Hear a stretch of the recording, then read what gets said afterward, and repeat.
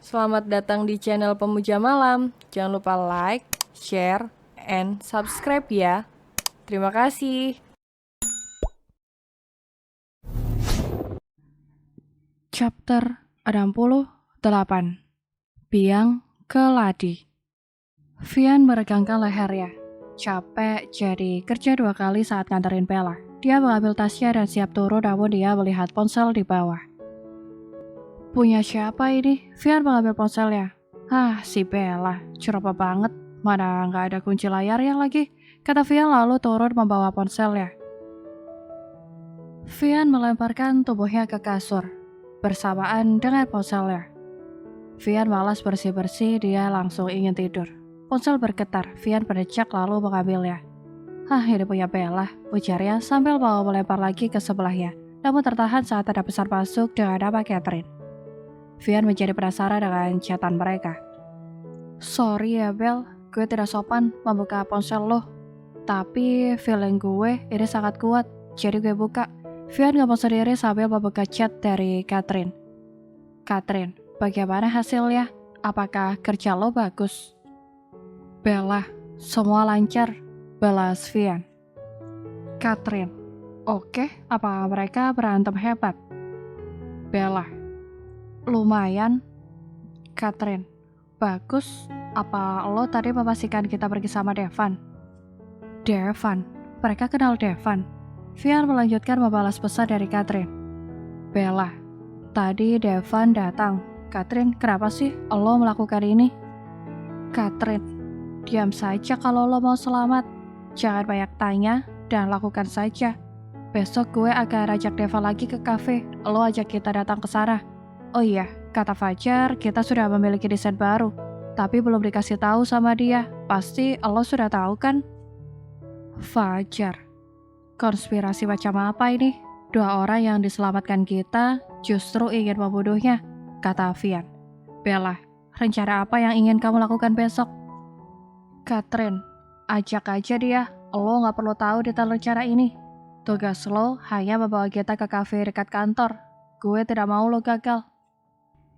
Bella, oke? Tidak benar ini. Vian menggelengkan kepala, dia sangat kecewa dengan Bella dan Fajar yang begitu tega menyakiti kita. Vian menaruh ponsel di meja Bella. Nih, HP lo jatuh di mobil gue, kata Vian, lalu kembali ke tempat duduknya. Makasih, jawab Bella. Idih, jutek banget lo Vian sama Bella, kata Farah. Bukannya emang gue seperti ini, jawabnya. Jangan jutek-jutek, entar lo gak ada yang mau lo. Kita menempeleng kepala Vian. Kenapa harus yang lain kalau ada lo sama Farah?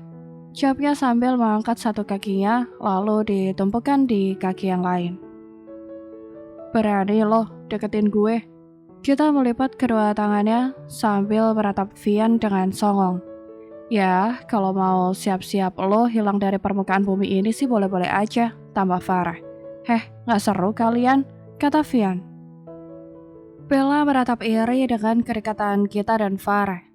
Bella menggelengkan kepalanya. Bella, sebenarnya perasaan lo gimana sih? Kenapa gue lebih kesel saat Vian bercanda sama yang lain? Bahkan gue sama sekali tidak senang saat mengatakan mencintai Bos Gilang, katanya dalam hati. Bella membuka ponselnya. Dia melihat chat yang masuk dari semalam. Catherine. Bella, kenapa lo belum datang? Bella, datang kemana? Catherine. Lo udah pikun. Gue bilang datang ke kafe dekat kantor lo dan ajak kita sekalian. Gue bawa Devan ke sini. Bella, oke. Lagian, kapan dia ngomongnya?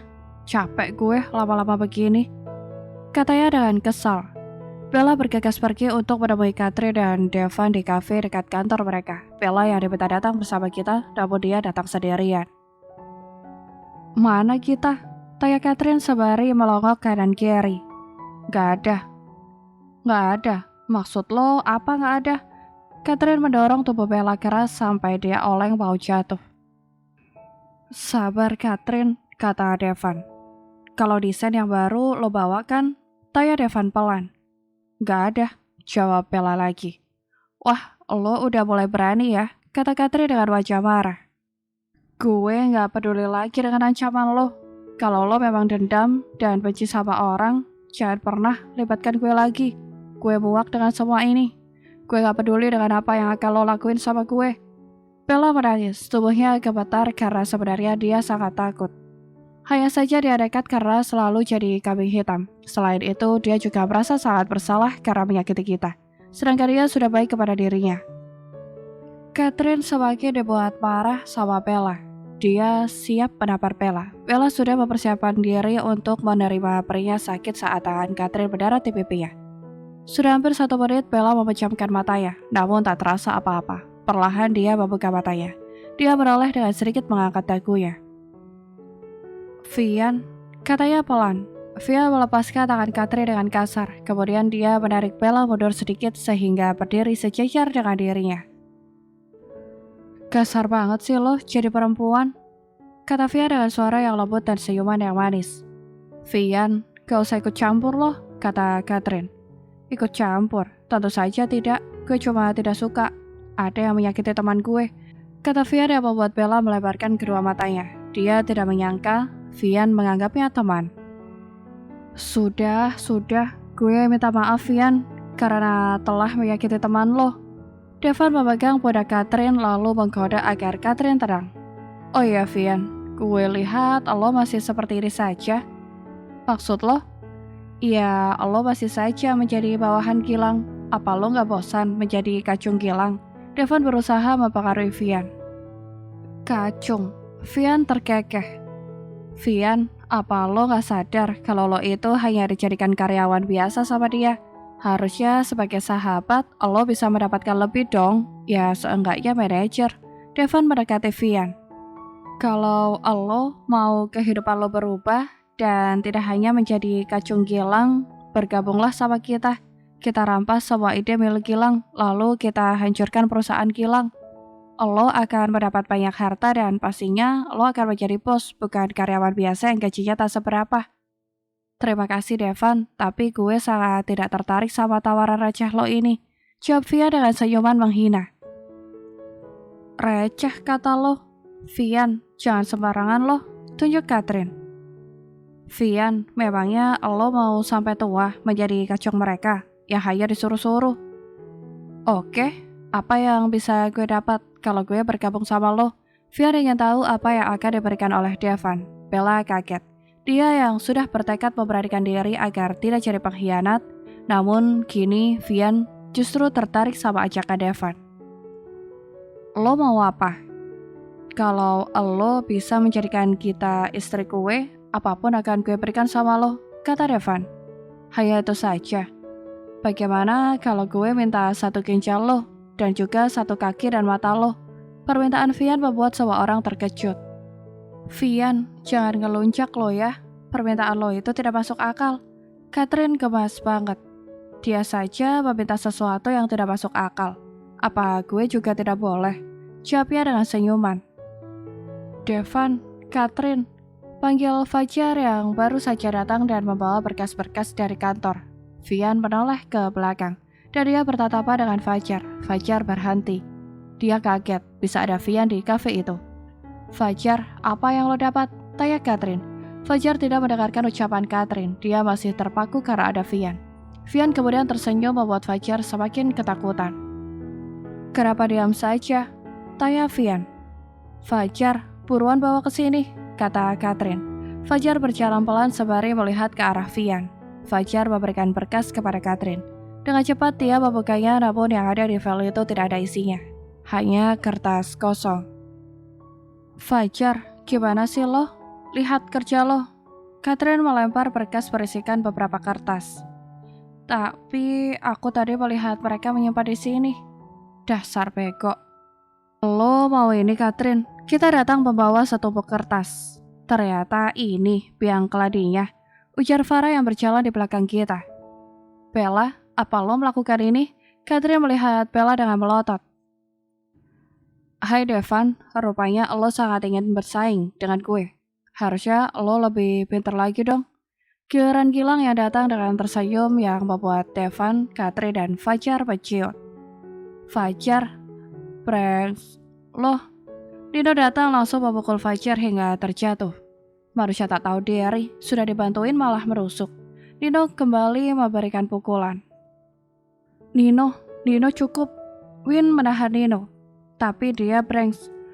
Gue tahu, tapi lo harus kontrol emosi lo. Rame juga ya. Gilang, apa lo dengan sukarela mengantar kita untuk kue? Devan berjalan maju mendekati Gilang. Devan, apa lo benar-benar menginginkan kue? Kita bergerak dan berdiri di depan Devan. Tentu sayang, kita kan sudah saling mencintai sejak kecil. Lalu bagaimana dengan calon istri lo? Gampang, kalau lo mau putus sama dia, gue bakalan melepas calon istri gue demi lo. Apa lo yakin? Sangat yakin. Amelia, panggil kita. Amelia menampar Devan dengan sangat keras. Matanya merah karena dia sangat marah. Dia yang sangat tulus mencintai Devan ternyata dikhianati. Sayang, wajah sumringah Devan langsung berubah. Jangan sentuh gue dan jangan pernah panggil gue sayang lagi. Gue jijik sama lo. Amelia menepis tangan Devan. Sayang, maafin gue. Ini semua jebakan dari mereka. Dia yang selalu menggoda gue. Dasar lelaki mulus lemes. Bisa-bisanya lo ngomong seperti itu. Farah langsung ngegas. Sini loh. Gilang menarik kerah baju Devan lalu memberikan pukulan di perutnya. Ini untuk lo. Karena memfitnah kita dan juga lo telah mengacaukan perusahaan gue. Dan satu lagi, ini buat lo karena telah menyakiti calon istri lo sendiri. Gilang memberikan 2 pukulan di wajahnya dengan sangat keras. Ingat ya Devan, lo itu bukan siapa-siapa kalau lo tidak jadi suami gue. Jadi semua aset yang lo punya akan gue tarik lagi. Amelia pergi dan Devan lari menyusul Amelia. Di tengah keributan, Catherine dia berusaha mencari kesempatan untuk kabur. Namun Farah langsung menarik rambutnya. Mau kemana lo? Farah, lepaskan rambut gue. Sakit tahu. Sakitan mana? Sama desain gue yang lo jual sama orang Ampun. Pak Gilang, saya minta maaf. Saya sudah salah. Fajar, kamu saya pecat tanpa pesangon. Dan kita akan lanjut dengan jalur hukum. Bawa mereka berdua ke kantor polisi. Perintah Gilang. Bella melipir pergi saat yang lain sedang sibuk mengurusi Catherine dan Fajar. Bella bersembunyi di samping kafe. Dia berjongkok dan menangis sesenggukan. Tuhan, kenapa gue diciptakan seperti ini? Menjadi manusia yang tidak berguna dan sangat menyedihkan. Ucapnya masih dengan air mata yang masih berlinang. Air matanya terasa tidak ada habisnya. Vian jongkok di depan Bella, lalu mengusap kepala Bella. Bella mengangkat lalu menundukkan kepalanya lagi. Berdiri. Vian memegangi tangan Bella agar dia mau berdiri. Ngapain lo kesini? Lo mau bawa gue juga ke kantor polisi? Tanya Bella masih dengan sesenggukan. Vian tidak menjawab. Dia menarik Bella dalam pelukannya, mengusap kepala Bella agar lebih tenang. Dan alhasil Bella menangis lebih keras lagi di pelukan Vian. Setelah Bella berhenti menangis, Vian mengajak Bella masuk ke dalam kafe. Dia memesankan coklat panas untuk Bella. Minumlah, katanya. Bella mengambil cangkir lalu meneguk pelan coklatnya. Apa lo sudah tenang sekarang? Tanya Vian. Bella mengangguk. Kenapa lo baik sama gue? Bukannya gue sudah jahat sama lo? Dan juga sahabat-sahabat lo, kata Bella. Apa benar lo memang jahat? Vian tanya balik. Bella selalu dibuat bingung kalau ngomong sama Vian. Mungkin, gue juga gak tahu. Apa yang lo buat hari ini hebat. Untuk kedepannya jangan mau lagi lo diperalat orang lain meskipun dia mengancam lo. Lo bisa mengadu sama gue nanti kalau sampai ada orang yang menjahati lo, kata Vian. Benarkah? Boleh? Vian mengangguk. Kalau lo ada masalah atau apapun, lo bisa menghubungi gue 24 jam full. Gue pasti akan datang, kecuali kalau gue lagi tidur. Tidak mungkin kan gue datang dengan mata tertutup, kata Vian yang membuat Bella tersenyum. Bisa aja loh. Lo kenapa sih jadi orang sangat baik? Karena gue berteman sama orang-orang yang sangat baik, dan sekeliling gue juga orang-orang yang sangat baik. Gue jadi malu sama lo dan juga yang lain. Gue akan mengajukan resign saja. Resign? Iya, benar kata lo. Gue ini orang yang tidak tahu diri. Sudah dibantuin malah ngelunjak. Minta maaf aja sama kita dan yang lain. Mereka pasti akan memaafkan lo. Apa masih ada maaf untuk orang seperti gue? Bella pesimis. Coba saja dulu. Lo tidak akan tahu kalau lo belum mencoba. Lagian gue kenal banget sama mereka. Percaya sama gue.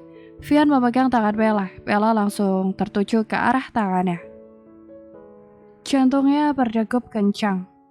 Aduh, kenapa jantung gue deg-degan? Rasa ini kenapa timbul lagi sih? Jantung gue selalu saja dibuat berdebar begini. Batin Bella. Bersambung.